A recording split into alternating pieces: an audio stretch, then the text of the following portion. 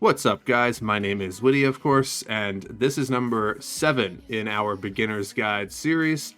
And today we're going to talk about how to kill Zulrah.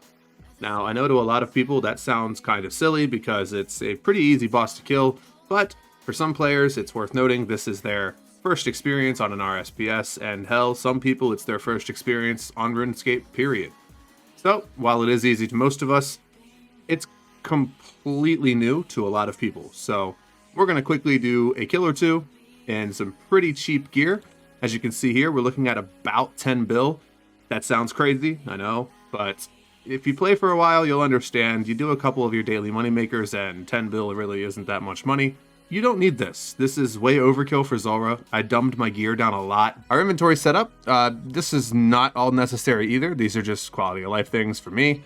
I don't recommend using luck tokens. I have those in my Zulrah setup just because I was trying to get a broadcast, and yeah, we still haven't had any luck with that. 282 kills in, not a single thing on the log, but hey, it is what it is. I do recommend you bring an anti-venom of some kind, whether it be an extended one, whether it be a super anti-poison, whatever you have, bring that. You are only going to need 1 or 2 super restores at most per kill. However, this is an inventory setup that I use for dozens of kills per trip, so take that into account. Let's go ahead and teleport to the boss using our boss teleports. Now, every time you go to Zulrah, it will be protect from range first, and you simply want to attack Zulrah. You should probably also use your anti-venom that we just talked about that I forgot to use.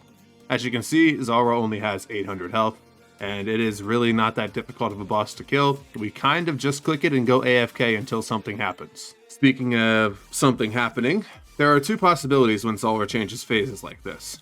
Zulrah can either change to blue, which is magic, or to orange, which is melee. In this example, Zulrah changed to magic, so we're going to swap to protect from magic and continue sitting here AFK while we kill Zulrah. As you can see, Zulrah is changing again, this time to range, and what do you know? Zulrah is dead before we ever got to see the melee phase, which just means we have to do this again, so you guys can at least see what that looks like, because that's pretty much the only mechanic that the boss has. Alright, we're getting another phase change, and this time it is melee. So, the melee phase is 100% avoidable damage. You're able to avoid all damage that Zulrah can deal in this phase, as long as you aren't standing where Zulrah is looking, essentially.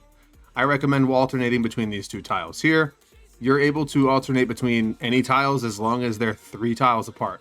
So, if Zulrah is looking this direction, as he is, she is, it is right now, we would need to stand here because it is 3 tiles away, and the melee would not hit us. After a melee phase is going to be a magic phase. So, preemptively, if you wanted to, you could turn Protect from Magic on during the melee phase, as long as you're confident you won't take any damage from it.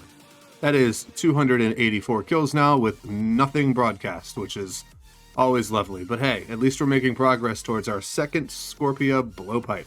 I know this seems pretty short and sweet, but that really is all Zulrah has to offer. We can, of course, look through the drop logs here and show you what the drop table looks like. Just filler items. We have some more raw materials here, a dragon halberd, which is a complete troll pretty much, and the important stuff that everybody's here for. Zulrah scales, 1,000 to 5,000 is an uncommon drop, and then we get into the rare table. As you can see, bags of riches, an uncut onyx, a grand crest piece 2, both of the fangs that you're probably used to from old school, the serpentine visage, which is used to make the serpentine helm, and then we have the 3 different pets and the 2 different mutagens, which, yeah, good luck getting those. And as you can see, they're just used to recolor the serpentine helm once you've created it, so they're really nothing special, but hey, at least it doesn't require scale charges once it's recolored. That's pretty much going to be it for this video. I know this is a short and sweet one, but it was just long enough that I didn't want to make a short for it, and just short enough that I didn't know what to do. So, yeah, here we are. Hey, hopefully it helps somebody out. I look forward to seeing you in the next one.